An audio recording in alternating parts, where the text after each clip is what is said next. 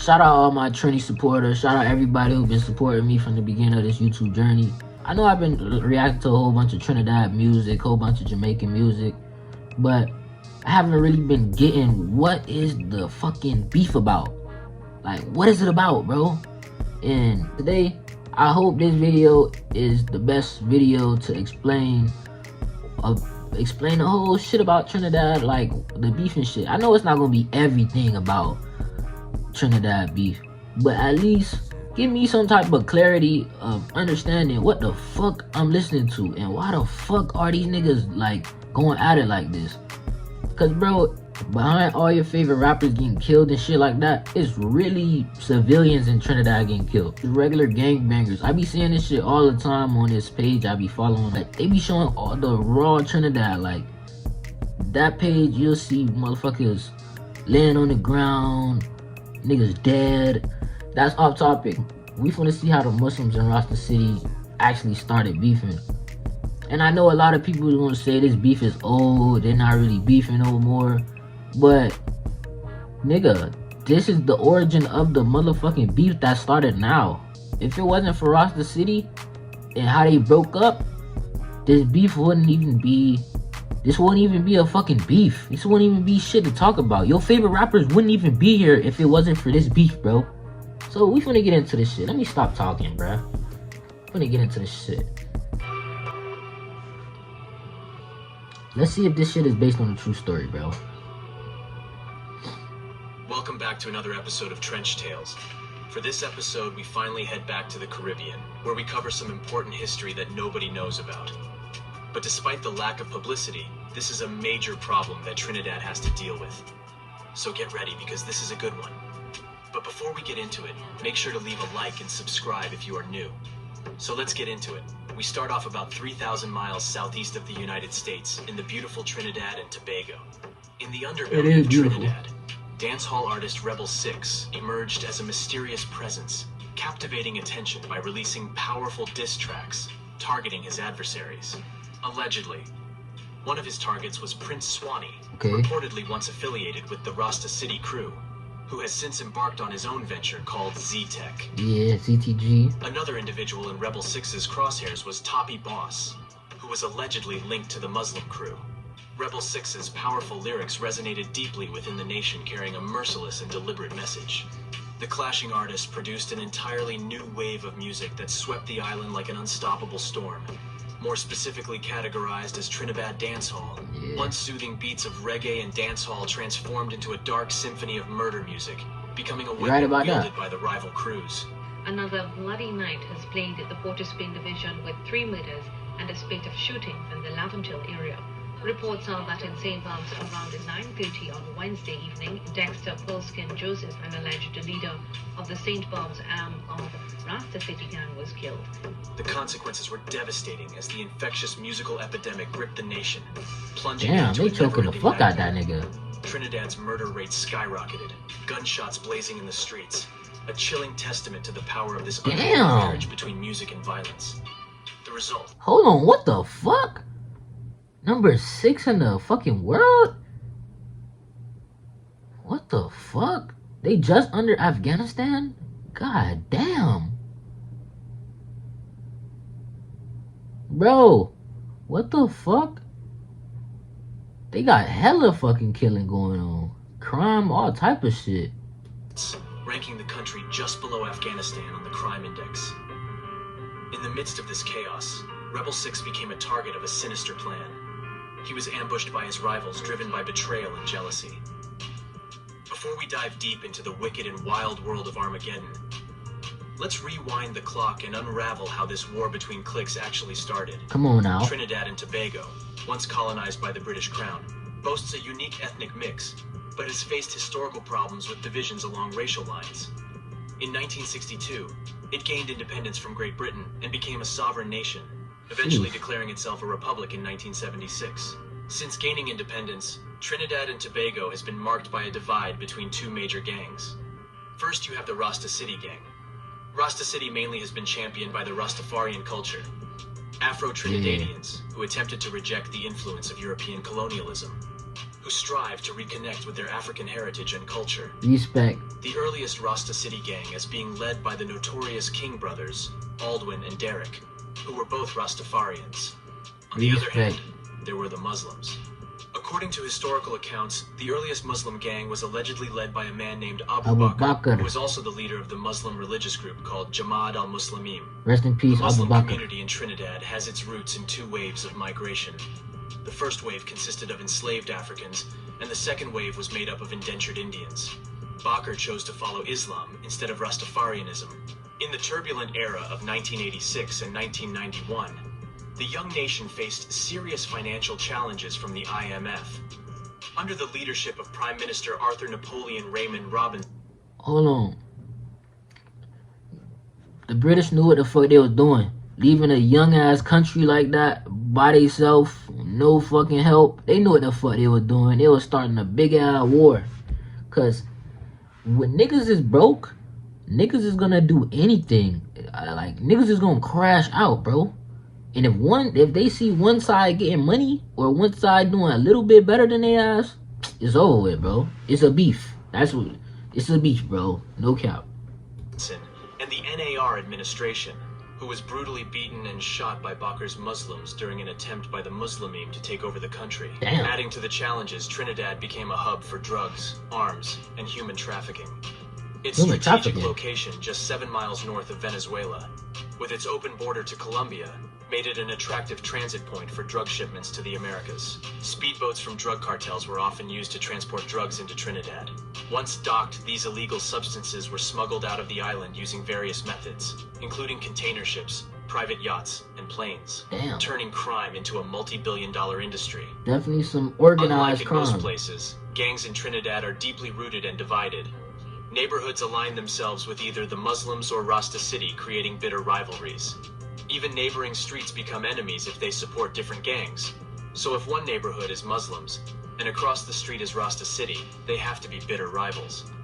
This holds especially true in the capital city of Port of Spain, where things have spiraled out of control. Yeah, Port of Spain is out of control right now. Since the 1960s.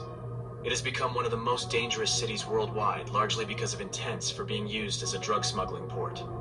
But in recent times, the rise of Trinidad dancehall murder music has added to the chaos. Artists from different camps diss each other, and citizens have normalized these violent messages, using them as fuel for their own violent activities. Initially, children had the liberty to choose their own gang affiliation, but over time, it shifted to being determined by the neighborhood they grew up in. So if you hailed from a Rasta City neighborhood, you were expected to align with them. The influence even infiltrated. And that's the thing, bro. Kids shouldn't have to pick what gangs they want to be in, and if I grew up in Laventille, I gotta be Rasta City or a Muslim. Like, this shit weird, bro. Like, who the fuck want to grow up to be a fucking gang member? Who the fuck wants to grow up like that? And like, that shouldn't be the life, bro. Niggas should not want to idolize gang banging, bro. Like, nah, bro. Like, coming from experience, bro, you shouldn't want to idolize no fucking gangbanging, bro. I got niggas that's in jail, dead, and all type of shit right now. I miss them niggas to death right now, too. But, bro, like, then again, that's the life they chose. And you shouldn't want to choose a life like that. You should want to live comfortably, get a job, or do whatever. Like, now you don't even have to have a job.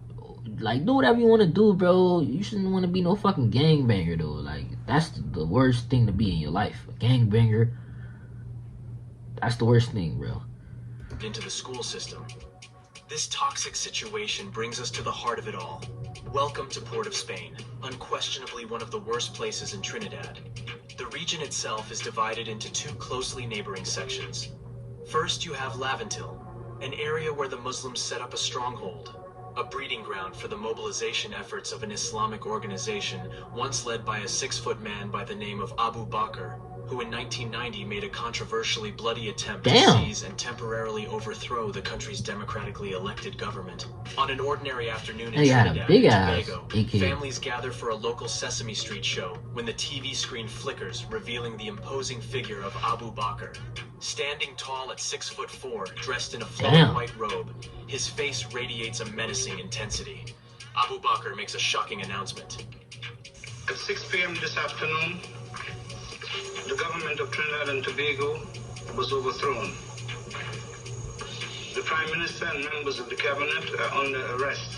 No. Gunshots ring out, interrupting How the the chaos. fuck? Panic erupts as an armed figure in camouflage fatigue storms in the country's parliament. For 6 days and 5 nights, Trinidad is held captive by Abu Bakr and his 115 devoted followers under the banner of Jamaat al-Muslimin. This audacious coup marks the only... So you telling me a whole masjid took these niggas over? A whole masjid took over the government of Trinidad. Okay, Trinidad government, y'all are powerful. Y'all can do y'all can't do shit. Y'all can't even stop the shit that's happening right now in y'all own fucking country. Y'all can't stop the shit. Y'all not even calling for a state of emergency to bring anybody in y'all country to stop this shit. Like, it looked like they just want everybody to kill each other. It looked like they just want everybody to kill each other at this point, bro. This shit is stupid, bro. They're not stopping this shit. They're not trying to. Like, militant Islamic uprising in the Western Hemisphere, claiming 24 lives and leaving a lasting impact on Trinidad. And you know what? Despite attempting to arrest his own country's prime minister, Bakr never faced conviction. Bakr Damn. believed that when his Muslimin stopped policing the streets after the coup, the government lost control. Let me know if you agree down in the comments. In the aftermath, the country I takes wouldn't a know. dark turn. Annual murders escalate from under 100 to a staggering 600 as deadly gang warfare engulfs the nation. And for this reason, the residents of the community across the street were far from being supporters, to put it mild. this is the last time I'm gonna pause it for a minute. But this shit is absolutely stupid as fuck. Look how close they are together. Bethlehem and Laventille are right in front of each other. I don't even think Laventille is Muslim City right now, gang. Because my boy Kratos 7 from Laventille. So, nah, it can't be that no more, bro. It can't. This would be Beetham, Beat home them, to the okay. formidable Rasta City gang. Many Afro-Trinidadians felt neglected by the government, fueling their alliance with Rasta City. The gang emerged as a resistance against the control exerted by the Muslim gang. The Muslims controlled the majority of the area's weapons, drugs, and wealth, while Rasta City has deep Rastafarian roots originating from Jamaica, That's a and their Kenny. reverence for Emperor Haile Selassie, whom they consider the embodiment of Jesus. Yeah. It is ironic that the current crew deviates back. from the religion's pacifist and non-materialistic beliefs, often showcasing their long, lavish gold chains of the highest carats. Remember this guy? Trinidad James. Fast forward to the 21st century, and Trinidad's landscape has drastically changed. Two dominant gangs, the Nines Muslims and the Sevens Rasta City, have transformed into umbrella organizations, sheltering 42 offspring gangs. Why the fuck comprising was both Prince Rasta Swanny City with and them? Muslim units. This conflict was not limited to physical confrontations. It also extended into the realm of lyrical warfare. Amidst the vibrant music scene in Trinidad, two names stood out, captivating the nation with their exceptional talent. Prince Prince Swanny. Swanny, mesmerizing audiences worldwide with his chart-topping hit Catch 22, Yeah, I and fuck with that Sixx, song heavy. a highly favored dancehall artist. Rebel. What many may not Fucking know heavy. is that these two artists were once close friends, and allegedly even a part of the same Sevens Rasta City camp. Growing up together, they collaborated was on Seven? songs and shared dreams of using their musical gifts to escape the streets.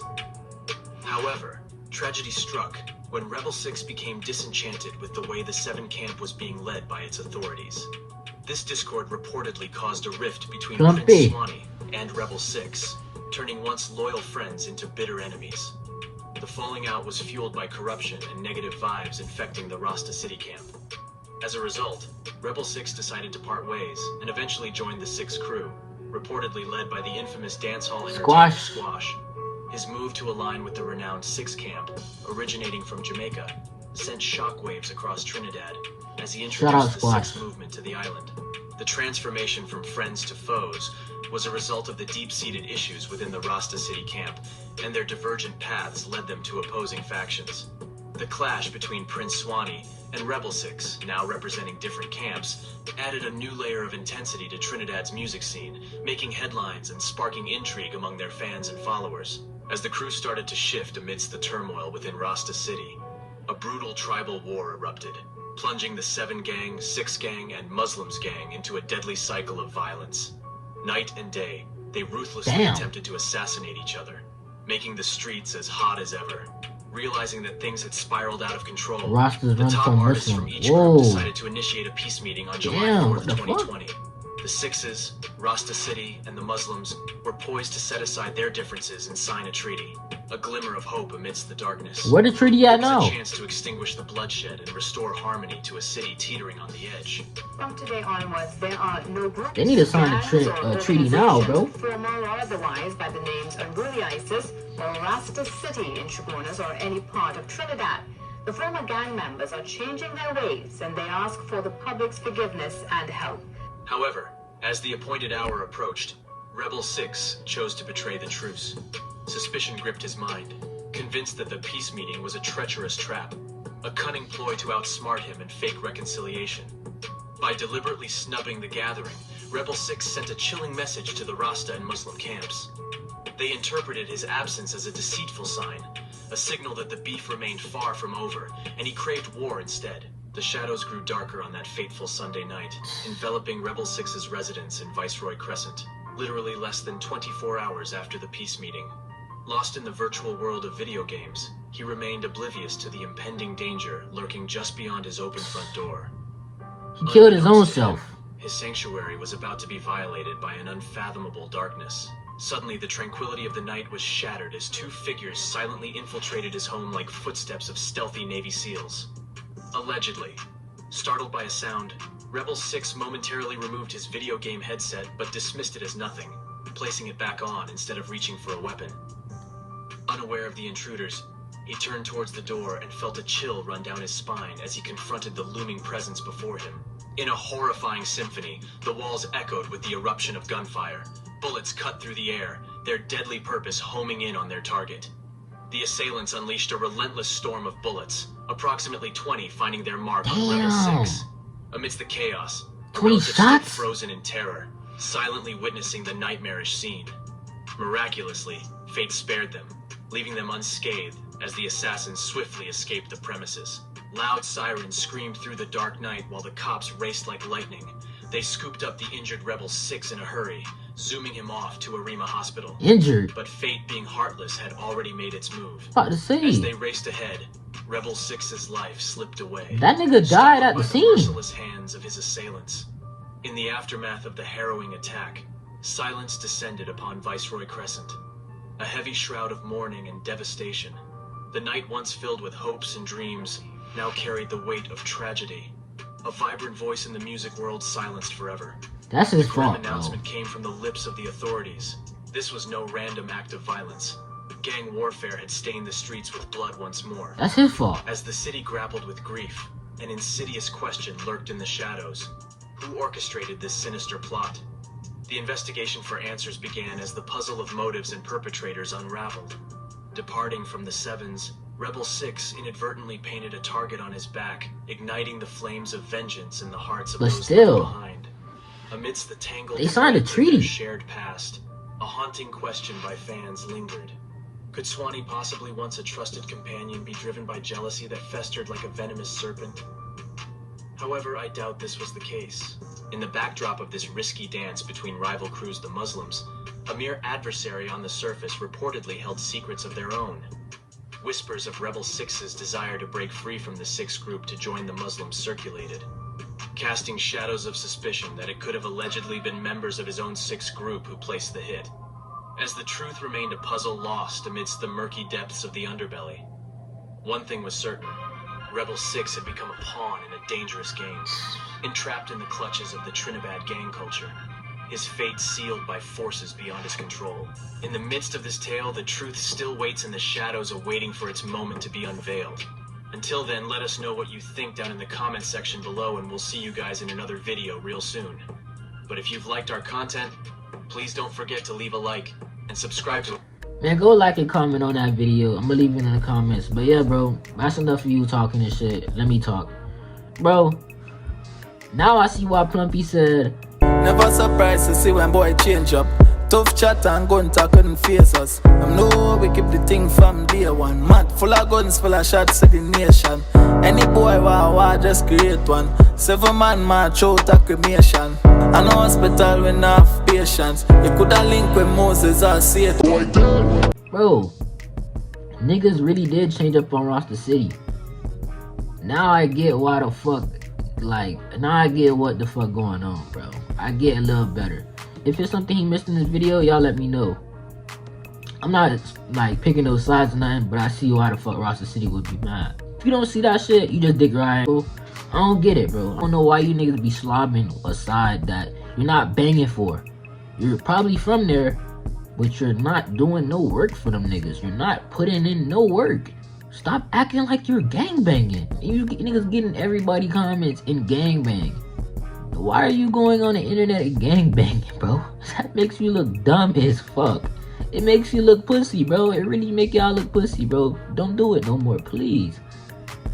Man, but fuck all that, bro. If you new, man, I need y'all to like, comment, and subscribe, and turn on the post notifications if you like the video, bro. If you ain't like the video, you don't gotta do none of that shit. And yeah, man, I appreciate y'all for watching the video, gang. I'm out, man.